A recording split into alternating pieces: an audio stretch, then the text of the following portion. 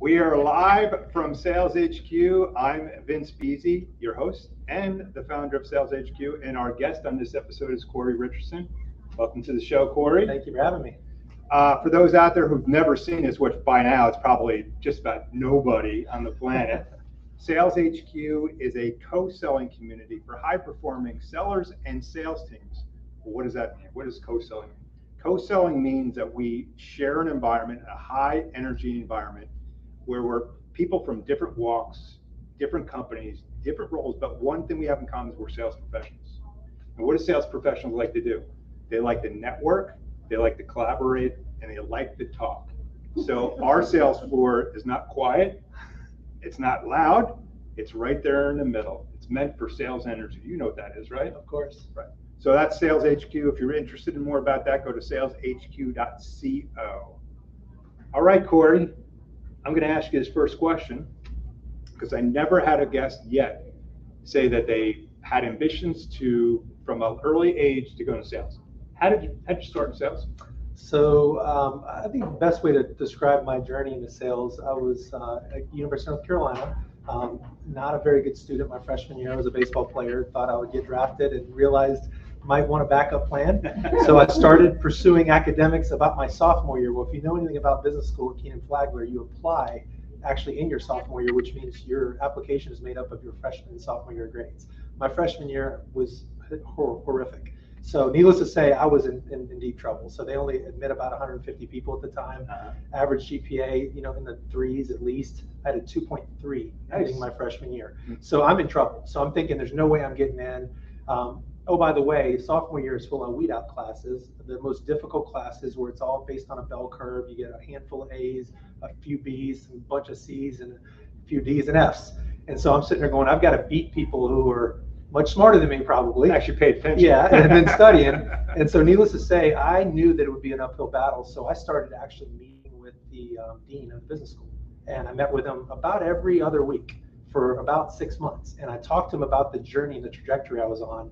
And why I felt like I was someone worth investing in to allow into business school. And I said, look, I'm going to earn my way in, but I'm simply going to apply, and it's not going to be very exciting. You're not going to like what you see, but if you allow me in, I guarantee I'll be successful, and I'll graduate with over 3.0, which I did, I'm proud to say. 2-time Scholar Athlete Award winner at Carolina. And but it was that was the first time what I learned was that, here is an objective application, you think. Yeah. Right? Everyone's applying, you're rated on your grades, and I had the lowest grades. I probably hold the record for the lowest GPA to get in to business school, and I think I've done quite well. But I think that was when I learned that there is something called sales, where influence, the product might be inferior, at least on paper. But if someone understands how to connect with the buyer, in this case was the dean of the business school who allowed me in, then I have a chance. So I was waitlisted, eventually allowed in, and that's when I knew sales was in my future. It didn't hurt that you had that varsity jacket on as well. It was probably helpful. and I did have a good year myself. Baseball had a little bit of pull at UNC Chapel Hill. I know that for a fact. Not like today. But you were telling me, I don't want to get into our private conversations, but you had a little thing going on when you were a little younger, where you had a little routine going to make a little money. What was that all about? So, I learned about supply and demand at a young age. I had a sibling, my older sister worked at an organization that had a lot of video games, and you would purchase tokens, and these tokens, there's no value to them to people that work there. They get boatloads of them. So she would give me cups full of them, and I would use them. I'd play the games. I'd have a great time. And all good, right? And then I saw people buying these tokens at the machine, and I'm like, I've got a lot of supply of those tokens. They're paying for them. I wonder if I could do a little deal. Maybe I'll give 5 for $1 instead of 4. Next thing you know, I'm making a little money. That is until my brother wanted me to give him half of my profits because he wasn't as good at sales as I was. And so, unfortunately, my brother told my mom. My mom asked me to stop, told me that was actually illegal. And so then I determined that I'm going to stop this little thing. I didn't know that was wrong. Sorry. Yeah. It was like a George Costanza moment. 14 years old. Yeah. Fast forward now, graduate from North Carolina. How did you get into, so you knew you had the sales acumen, you knew you could do that, you knew it could be a thing, but what actually drove you to get into sales and sales leadership? Yeah, so I think I have just a ton of respect for a man named Dick Peterson, was a mentor of mine. I met him at Carolina as an undergrad. I had heard that he had run one of the most successful sales distributorships. It was Versus, which was an old software, and I just had a lot of respect for him. He was very successful. I just liked the way he operated. He played a lot of golf. He did all the things that I thought I'd want to do, like successful, outgoing, confident, made good money. And so I spent some time with him as an undergrad and stayed connected. My first job was at Black & Decker Corporation, sales and marketing, and loved it. But it was really more marketing. I was more just showing off products until I put a hole in my partner's hand with a drill. I realized I need to stay away from drills. But nonetheless, it was things happen. It was, but I loved it. I ended up getting promoted. First one to get promoted, and moved to Chicago. Was doing great. But that same man that I stayed in contact with, I think he saw something in me. I was 22 years old, and he invited me back and said, "Look, I want to hire you as one of 2 sales reps for a little startup I'm doing. I'm not going to pay you anything hardly, but I'm going to teach you everything." And his commitment was he would read my proposals, my emails. He would travel with me and ultimately teach me how to be a high-performing sales rep. And I just couldn't pass up on that. So that's when I learned the value of not only sales and how you can truly be elite at it. I think I worked hundreds of deals by the time I was 25, had sold millions of dollars through these projects we were doing. And it was just a great ride, and I owe everything to that man, Dick Peterson, and the mentor that he was. But I also learned that the type of leader he was a true servant leader. Like, he rolled his sleeves up and went on the road with me. He didn't just say, do a proposal and sink or swim. He was like, let me look at it. He coached me on every word, because there is value in the words you use. And so he taught me all of the simple, and by the way, it's timeless. This is an older gentleman, could barely send a fax, but yet was helping me sell technology. Yeah, good question, Professor Watson. That's great. I mean, I feel as though we can spend a whole hour on the coaching topic, because I don't think enough young folks get enough coaching when they start their careers in sales. So fast forward again, today what are you doing today? So What's going on? TeamWorks. So TeamWorks is a very fast-growing startup in the world of elite athletics. So we serve really elite sports organizations, so collegiate, professional, national governing bodies. We also now work in the tactical space because there are high-performing individuals, much like athletes, right? So if you think about special operators, these people, their bodies, they're investing millions of dollars in them being prepared to perform at a high level. So at TeamWorks, we started in logistics and operations, and it was all about engaging the athlete in a way that, all these people that surround the athlete had, they're all sending them texts and emails and pieces of paper, and how do we streamline that whole process? And once we had the athlete's attention, then we started seeing other opportunities to serve those athletes. So we've now acquired, I think, 12 companies. You'll see more coming in the future. And what we do is we look for opportunities to surround that athlete. So whether it's around athlete development, it could be on the academic side. I could have used that for sure when I was an undergrad. But it could be, obviously, we know what's going on in branding and NIL and collegiate. It's a big, big business. What's happening, high performance around strength, athlete management, nutrition. Those are all areas of compliance. These are all global areas very. You guys are on a global scale? Absolutely. So we started, of course, college, went into North American Pro. We now serve 18 out of 20 Premier League teams. Really? We're pretty much about 70% distributed across the primary leagues in Australia. Who are the 2 held us in the Premier League? Come on. What's going on? I won't call them out because they're in our sales cycle right now. You want me to go out and close these? Hopefully they'll be here soon. It's Leeds. No, just kidding. No, we have Leeds, but they're not in the Premier League, unfortunately, yet. Cool. That's exciting. So I know a little bit about your business. I know a little bit about what you guys are up to. And I think one of the things that's very unique we talked about before in the past was your team structure. It's very different than a standard kind of team structure from a sales organization. Explain to us a little bit about your structure and why it works for you all. Yeah, so one of the things that's unique about us is we're not a horizontal SaaS company. So our sales reps and employees, they know exactly who our targets are. In fact, we can access their email addresses for the most part just by going to a college's website. We can see the coach's email and his phone number. So it's not hard to identify who our targets are. So we've got it really well laid out.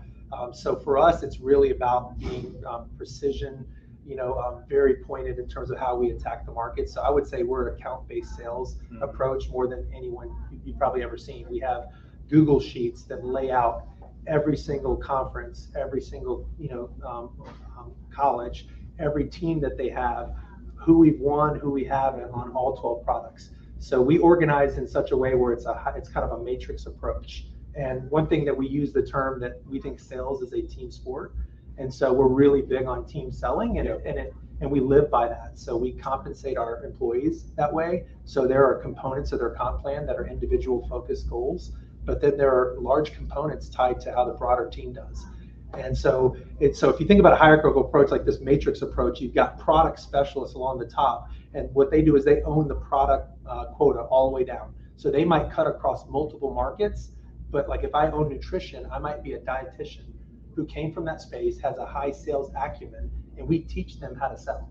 They may have never sold a thing in their life, but they are hugely motivated to see lives change when it comes to nutrition, and they love our space. They probably served in it previously, and so their job would be to be a specialist across all those markets. Then we have across the other side of the matrix, we have our territory specialists. So think about these as people whose job are to be general contractors. So they need to know the entire organization. They need to know the athletic director. They need to know the sport administrators, the coaches, people like that. And that's their primary focus. And so they might not be a specialist on all 12 products, but they're going to be dangerous, right? They're going to be dangerous. And then their job, again, is to leverage those specialists who are going to be coming in and selling to user buyers, but they're going to have all the economic buyers, in terms of the relationship. So we kind of take this ground approach to an air assault approach, and it really, really works. You had me at team compensation. Yeah. I go back to my bartending days, and there's restaurants that used to do full tipping. Yep. And there were some good waiters, and there were some not so good waiters, and you had to share. I hated that. Of course. How does your team react to when you went to a team type of compensation? So let me I know first. it's not 100%, but Let me first start by what drove it. So what drove it is, if you look at our market, it's incredibly, for lack of better terms, incestuous. It moves. People are constantly switching jobs. And so if I gave you a specific territory, and you spent a lot of time building a relationship, potentially getting this close to a sale, and then that person up and takes a job in another territory, wouldn't that frustrate you? So we had to solve for that first and foremost. I'm a big believer that if your comp plan works, you're not going to lose people. What loses people is when it doesn't work, when things like that frustrate people. Now, high performers still make more money if the team works, because at the end of the day, half of your compensation is still tied to an individual target. So look, if I own nutrition and I'm slaying nutrition and I'm really doing a phenomenal job, I can make very good money. Or branding NIL has been really hot. My reps in that market are doing quite well. And so at the end of the day, I would say I think it's the best of both worlds, where we have a combination of individual focused goals and compensation, which, by the way, you can hit accelerators in that. And then we have this team component, which really causes our people to help one another out. So I'll tell you, the best thing about it is we don't put all the pressure on our sales managers to manage people out. The team will literally do it. You've seen, remember the Titans? Yeah. Like, the coach doesn't have to fire the guy when he's missing a block. The captain comes up and says, this guy's not doing his job. I need to find someone better. That is what happens at our organization. It's a locker room feel where everyone has a job, and we're all interested in the ball hitting across the goal. Lord of the Flies. Yeah. Not that extreme. Yeah. What's also unique, what you said, is that you don't necessarily hire salespeople for sales roles. You try to find product experts or industry knowledge experts. How does that work? So I'll tell you one thing, I think it's a huge advantage. So, the downside of sales, I think it's gotten, probably our own fault is, if you look back at SaaS, we throw these massive quotas, these massive on-target earnings. About 20% of people on average are actually making that money. A lot of people are not making it. They're hopping jobs every year. We've taken a different approach where we want to find people. So the first thing we do is we do not sacrifice motivational fit. Meaning you better have a massive love for this industry. If you come to us and say, I've been selling for Dell EMC, I'm a 10 times. I assume these are ex-athletes. Yeah, they're either ex-athlete or they've worked within sports. Okay. And so they've shown us through their work product that they have an interest in being in this business. So that, number one, is important. Because I think if you want something bad enough, if you love something enough, you're going to figure it out. It's not a job either. And then we use, predictive index and behavioral assessments to make sure that they have sales IQ. Because I think that is important. You can't just hire a non-salesperson and just hope they can sell. So we have literally mapped out our top producers, and we measure them against candidates. And so we will disqualify people from sales roles when they apply, even if they come to us and they look the part. You can't really hide what your true natural behaviors are. And I'm not going to stereotype, but top performers tend to come from some sort of athletics or some sort of organizational structure. So they like that dynamic. They like to being win. pushed. They like being competitive and competing, right? So that's so. It sounds like things are going swimmingly well. What are your biggest challenges that you have? There's got to be some challenges out there. Yeah, we're growing like crazy. So we're adding another. That's not a problem. Yeah, but it is a challenge because, so we've never invested in sales enablement. So we've done this. We have about 56 people now on my team. Okay. My sales team with 0 sales enablement support. So everything is done by committee. So think about a lot of mentoring support from the team. That's one of the advantages of team selling is people will want to bring their peer along because they rely on that peer to make money. So it's like you have like 20 coaches inherently immediately that are going to support. The challenge, is once you start scaling and you're adding 12 products, how do you keep people from honestly misrepresenting a product because there's just too much to learn. We could have 5 product updates that come out this week. And so even though I'm a generalist potentially, I still need to be dangerous and understand how it works so I don't lead someone along and then have to. Why did you wait so long to bring in sales enablement? So I think part of it was it was working well. We were doing well, and again, I think part of it was we were getting a lot of value from our marketing team is really collaborative, really supportive. Our sales leaders have done a good job. I just think it was 2 years ago, we were half the size. Yeah. So 30 people, we were fine at 30. Yeah. So now we actually have someone who we've hired who is coming to us and will start on the 7th. That's cool. So I'm super excited. And you're primarily headquartered out of Durham, correct? Yeah, we are. But I'll tell you about 70% of our employees are not in Durham or in this area. So we're global, large contingent in Denver. I don't know what's going on in Colorado, but people are loving to move to Colorado. So I think COVID happened and everybody moved to the Colorado, Denver kind of area for sure.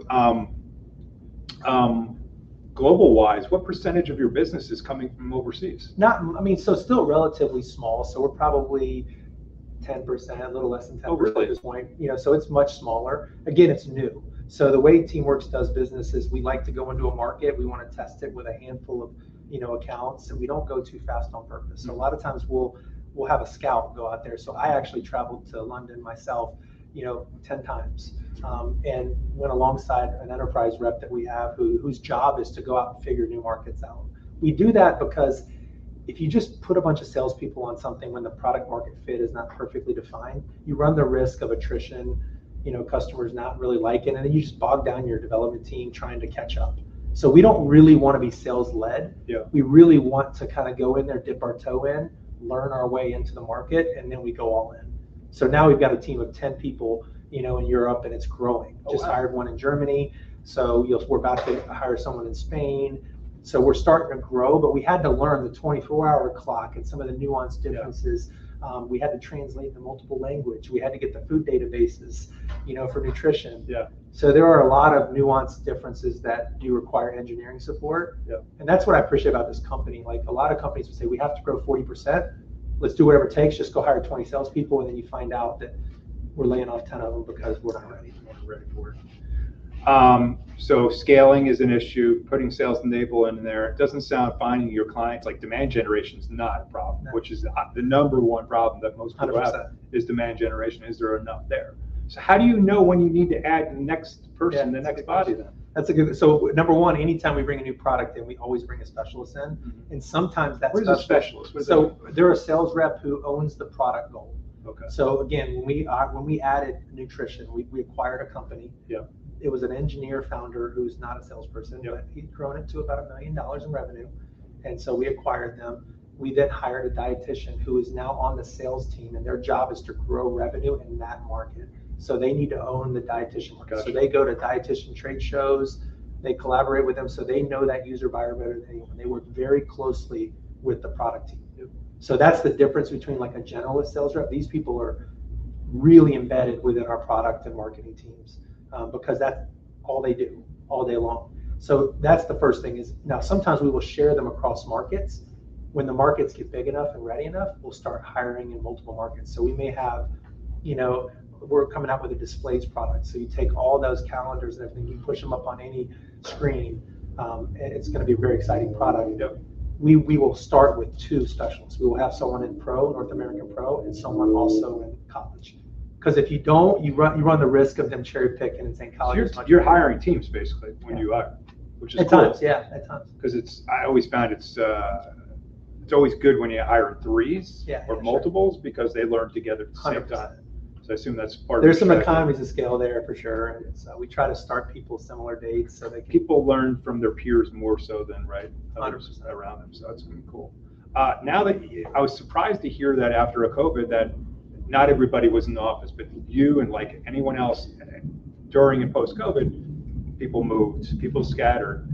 So you were a very strong culture in the office. It was a very strong. How has that changed your company or your culture at all? So this is something, if you want to talk about like what we're most proud of, we have leveraged collaboration tools like Slack and have done a phenomenal job with that. And I would just say that in the office, we close a deal, we hit the gong, everyone celebrates, it's awesome. We now do that virtually through Slack.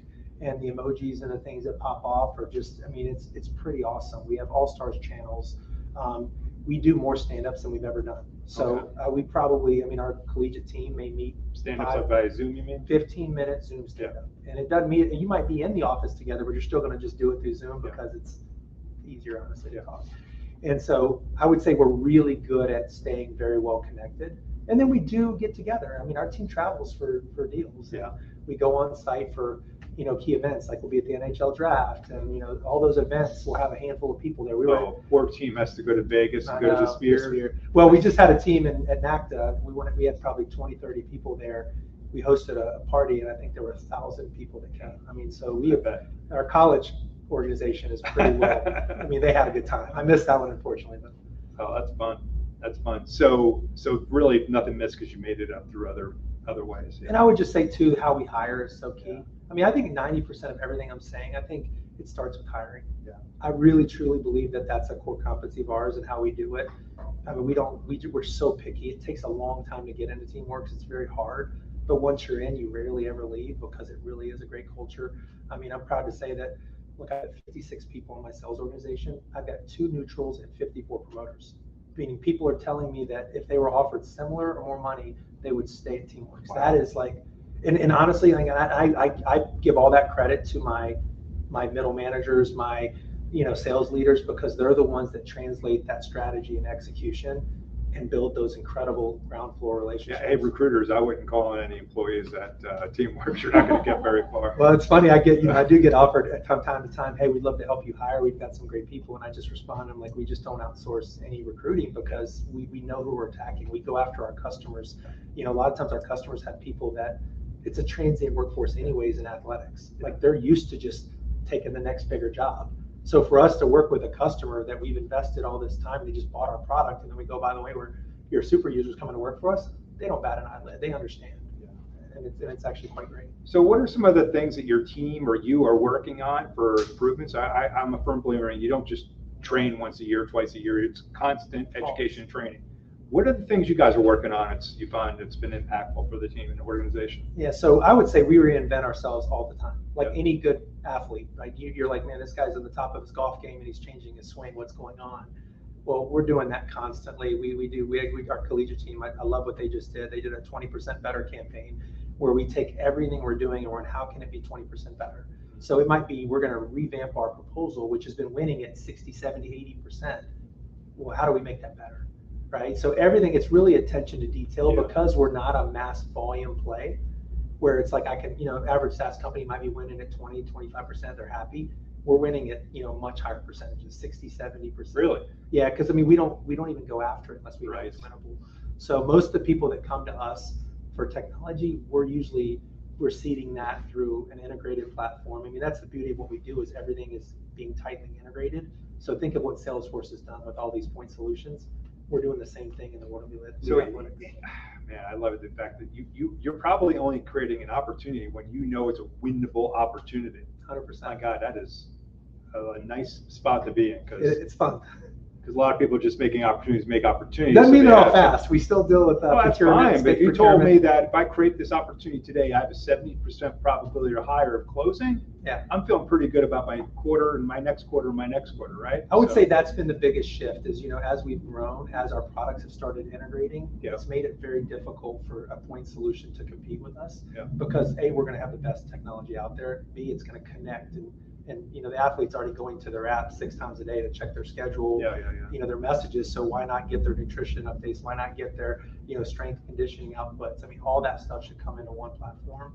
And so we think we have a pretty distinct advantage. Yeah. But I think the greatest advantage we have is our customer success team is our best lead gen. So, I mean, I cannot sing their praises high enough. So we have less than 4 biz dev people in our company. Oh, wow. I mean, and they primarily are salespeople, but Yeah. and they may carry the deal all the way through, but just not write the contract. But the reality is most biz dev comes from customer success. Oh, wow. Because So they're existing talking- customers, Yeah, because we have 98% upsell or referrals? some kind of upsell. So great example, in college, we have 98% of every university uses at least one Really? product. So, but You work still a with lot your- of green you work field. with My Terps? We have your terms. We got Larry our terms Long and up my and down. Terps? We got them up and down. You know Larry Long's a member here. Of by course, the way. yeah, of course. Larry Long Jr., sorry. Yes, right, yeah. He said to say hello, by the way. He couldn't Awesome. be here today. We've got a couple minutes. Anyone in the audience, think about a question if you have one. If you do, there's a mic there. You got to turn it on with your finger, and then you talk into it after you turn it on. So we've got a few seconds. Oh, here comes Linda. Always Linda's had, but you're going to get a good doozy. Uh-oh. Wow.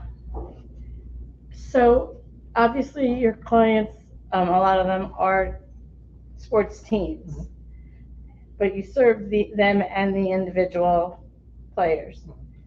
What do they do when they're off the team? Do you service them because they probably don't want to leave you behind?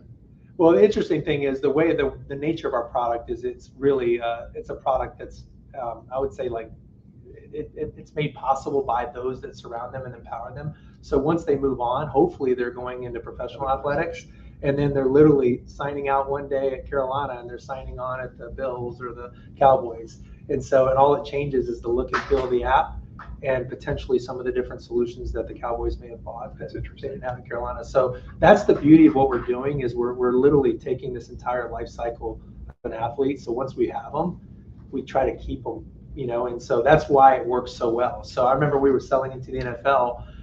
It was like we'd go to an NFL team. They're like, hey, if it ain't broke, don't fix it. We're not going to do anything.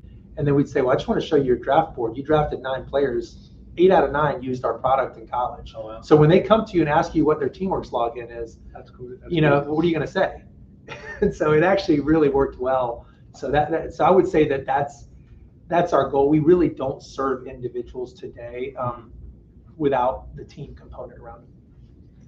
I just want to say that my nephew has now gone to the Yankee fantasy baseball camp, and he's sold and he's coming back. And I wonder what you do for your team sales and everybody else to get them out and playing the sports they love. We used to have, when we were all local, we had a volleyball team. We were going to launch Pickleball? we were going to do it all, but now no one's local anymore, so it's kind of challenging. So I'd like to go back to an earlier piece of your interview where you talked about team sales. At my company, we are we feel like we have the right players and territory managers, and we've got a new sales manager, but for a long time, our compensations have been individually based, but there's a higher, what would you say, a larger initiative by our company founder and mid-level managers to create more team sales culture. What was your inspiration to restructure the incentive plans? Did you model it off of somebody else? And what advice would you give a company that's about to go down a road like that? Yeah, I would say the inspiration usually comes from a problem, and in our case, again, it was a slight, it was a concern where someone had worked a deal and they moved into new territory and they were going to get 0 compensation, and so now you're going, hey, can I split the deal? Can I take away from this person? I don't believe that's fair, so I don't like splitting deals. I like to do things up front. So yes, it is kind of split because you only have a certain amount of money to go around, But the inspiration, I think, is, I'm a team player. I played a team sport. When I was holding the ball on the mound, like, I was in control, but as soon as it got out of my hands, I wasn't necessarily. And I needed my fielders to pick me up. And if I walked someone, I needed my catcher maybe to throw him out at second or turn a double play. And I think that that's the inspiration, is that here we work in the world of sports. And how do we not sell that way? And to me, it just felt like an obvious transition. And the kind of people we recruit love it. So if you're a lone wolf sales rep, you don't come work for us, because I've had one person actually do that. They said, can I just make all the money with the stuff I sell? I don't really want to be tied to anyone else. And that person didn't last very long, right? So I like the idea that my team celebrates when their teammate wins, because it impacts them. Like, I love that. And I like the idea that, and what it does, it mandates that we have all A players. So that's the hard part, is I cannot have B players on our team, because the team won't allow it. The team will come to me and say, I think there's a challenge here. So I naturally have a team of, I believe, 56 incredibly talented sales professionals that are fully bought in, because their peers are literally pushing them to be just as bought in as they are. Bottom line is, it worked for you, and if it didn't work for your company when you implemented, you would have. I wouldn't be here. Yeah, you wouldn't be I probably would have been, because it was a big risk. We got time for another. A lot of participation today, Corey. What's going on over here? Hey, Corey, nice to meet you. My name is Connor Hoyt, and quick question, because Teamworks has just grown phenomenally over the years through acquisitions, as well as the funding rounds that you've had that are tremendous. I'm just curious, in your philosophy, when it comes to the criteria versus a new funding round against maybe acquisition of a competitor, et cetera. So I think a lot of the funding that you've seen us raise has been a direct result of us wanting to go out and acquire. So like that, that's what required. I mean, we could have absolutely been in a place where we were profitable and would not have had to raise, probably our last two rounds. We chose to go faster, and that's part of it. So when we acquire, we're gaining incredible talent. So if you look at, I'll just give you a great example. We were building a compliance tool to serve collegiate athletics. We would have gotten there in a couple years. But in the meantime, there was a compliance company out there doing a really nice job that was just eating up the market, and they were going to have to come after us with communication and collaboration. So we had two choices. We could fight it out. Both of us would have had a challenge in doing so, or we could join forces. And I think we're offering now a collaborative solution. A lot of people thought, was there redundancy? Are they going to not need your product or theirs? It's actually the opposite. People are buying both. We're bundling them together. There's cost savings for the customer, an integrated experience. And oh, by the way, we get to get there a lot faster. I mean, if you look at the size of our company, when I joined in 2017, I mean, we're roughly 20 times the size, and I think, and we weren't a small company. And so the reality is, like, I think that's been because you can't do it organically that fast, at least in the markets we serve. It just takes too long to build. I got one last question for you. We talked a lot about yourself, about what you're up to, but this question you got to think a little bit about. Okay. Are you ready? Yes. Tell us one thing about yourself that's interesting that most people do not know. I don't know if it's interesting, but I'll tell you, I do think it's. We'll all be the judge of that. I don't know if it's interesting, but I think it's something most people may not know. Is that I was very close to not going into sales. I almost took a job. So I had three choices. I had gotten healthy at the end of my career. I was going to play professional baseball, which I think would have lasted 2 weeks and I would have been hurt again, to be fair. So my other option actually was to go into full-time ministry. So I'm a solid believer. My faith is actually what drives the way I coach, the way I lead. It's actually everything about the way I live and serve my team. And I actually thought I wanted to do that for a living. And so one of my other mentors, a guy named Mike Exton-Camper at UNC, he was at Athletes in Action. He really impacted my life in a way that I want to give back to others. So I work with a youth group. So one of my part-time unpaid jobs is I serve a youth group at my church and spend a lot of time with those kids. Obviously, I connect very well with the athletes, so which is kind of fun. But so I think that's probably unusual because a lot of sales leaders, I don't think it's stereotyped as people that are probably putting their faith before maybe their the result.